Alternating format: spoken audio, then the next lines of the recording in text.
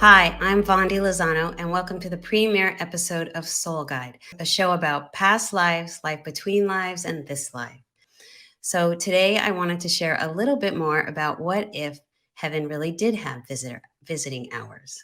So let me pull up some things I put together for you. What if heaven has visiting hours? So if heaven had visiting hours, you'd be able to go and see your loved ones. You could meet God or higher power or spirit or whatever you refer to that universal oneness as. For some of us, it'd be fun to know that for sure that's where we were going to end up going. And most of all, we could find out what heaven or the other side is actually like. I'm going to make it a little smaller. If any of you have seen the movie Soul, they talk a lot about the great before, the place that souls come before they're born. But what they didn't get, they got a lot right. But what they didn't get was that it's the same place that we go after we die.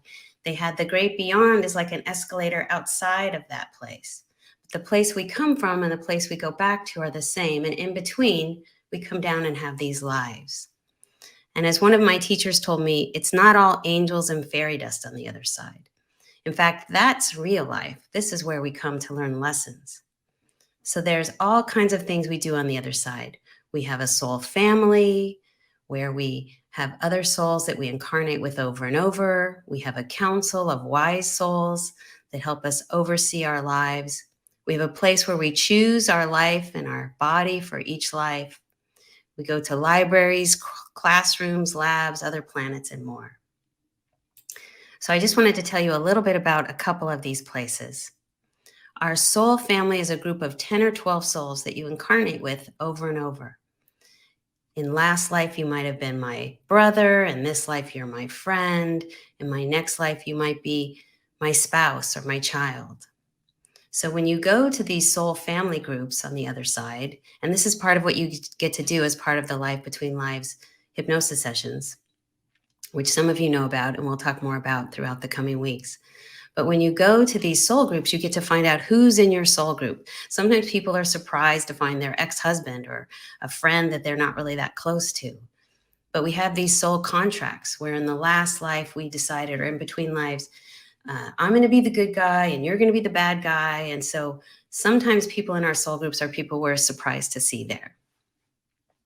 We only bring a percentage of our energy into any life. And so you are here maybe with 30% of your energy, but you're also on the other side. And you may even be on other planets doing other things. So you're with your soul group all the time, even though it feels like we're apart when one of us is still on Earth and the others aren't. In fact, that's how Michael Newton discovered Life Between Lives. He asked a woman, he was a psychologist doing hypnosis, to go to the source of her loneliness. And she went to the time in between lives where she was with this soul family and discovered none of them had come into this life with her. And that was the source of her loneliness. And he went on to do many, many, many thousands of sessions and found that we all go to these kind of certain predictable places. And now there's 200 of us that are trained kind of worldwide to take people to this place on the other side. But we have this council on the other side of 10 or 12 wise elders, and we get to go before them and ask, how did we do in that last life? Because you do a past life session before the between life session. How am I doing in this life with my soul purpose? What is my soul purpose? What am I working on through all my lives? And how does this life fit within that life? And then this is the best part. You get to say, can I get some help with this life? And you can bring 5 or 10 questions. Why am I struggling with this? What should I be doing about that? And people get really specific. And the council has very specific advice. Sometimes it's, drink more water or don't eat this food that doesn't agree with you. But usually it's messages like love yourself, take care of yourself.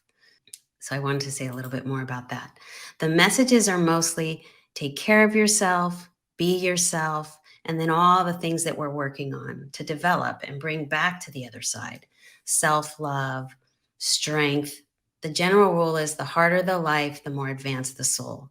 So the really advanced souls are working on these lessons of strength and compassion and kindness. And a lot of times it involves a lot of sacrifice in this life to develop those qualities. But the really good news is this life is not the end. Life never ends. Love never ends. So heaven really does have visiting hours. How did I get into all this? So my story, there's a picture of my dog. Some of you have heard me talk about him and share this story. I lost my little dog and I was beyond devastated. And so I wrote, to remind myself to share a little of my background. I come from a Christian background. I taught at Christian schools. I have degrees from evangelical seminary. And I always say only my little dog could have got me so far out of my comfort zone. So I was doing hypnosis already as part of my marriage family therapy practice. And one of my friends who'd done hypnosis training with me saw how devastated I was. And she and I together went to see this medium. And I know most of you know, but for those of you who don't, a medium is someone who connects with usually people, but sometimes pets on the other side. And my little dog came through, and I learned that she is very much alive. And he gave messages to help me understand and know that. So I became so connected with her. Let me take another drink here. I became so interested and enthralled with the afterlife. I was actually kind of starting to neglect my actual life and my very alive husband. So I had to stop doing that. I was actually training with the medium at one point. But on the very last day of class, someone said, since you already do hypnosis, you probably know about Michael Newton. And I didn't. And so that's when I started reading his books and I had my sessions. And they told me to become certified and get trained as a Life Between Lives person and to stop doing my talk therapy, which is I'm in the process of wrapping that up now. So that's a little bit about me. And I have some questions that we got in advance. So one of the questions was, what happens after death? And I even saw a question that said, what does it feel like? And that's actually one of the things we ask people is, what did it feel like to die? Because we do a past life session before the Life Between Lives session. And most people say it was a relief. The actual dying part doesn't always feel good, but the afterwards, I feel relief. There's freedom. One person was like a dolphin who was jumping around in the water and didn't even want to cross over to the other side. They were just so happy to be free of the body. Is the afterlife good? Yes. No matter whether someone believes in heaven or hell or anything else, when they have these sessions, everyone goes to a good place. Now, I do have to say, I had one person who, when she crossed over, her guide was a little annoyed with her, which I've never had happen before. And it's not in any of the books or any of the training. It's all love on the other side. So I literally thought they were pulling a trick on me. But the ultimate message was, we're sorry we were a little hard on you, and you need to be less hard on yourself. So when we cross over, we're usually met by our guide, and it's a reunion of love and homecoming and this being that has watched over us since our soul was created. It's a beautiful, beautiful moment. How long does the afterlife last? Forever. But in between, we have these lives, we do these things where we have this learning, and then we go back to the other side. And then one person asked, what about hallucinations after bereavement? Because I was looking up questions on grief and grief in the afterlife. And they said, what about hallucinations? I think they meant if you think you see your loved one that's passed. And I would say that might not be a hallucination. It might be a sign. I mean, assuming the person is stable in other ways. But sometimes we have what is called after-death communication, where we see or hear or sense our loved ones, and that's actually completely normal. I think that's it then for the slides.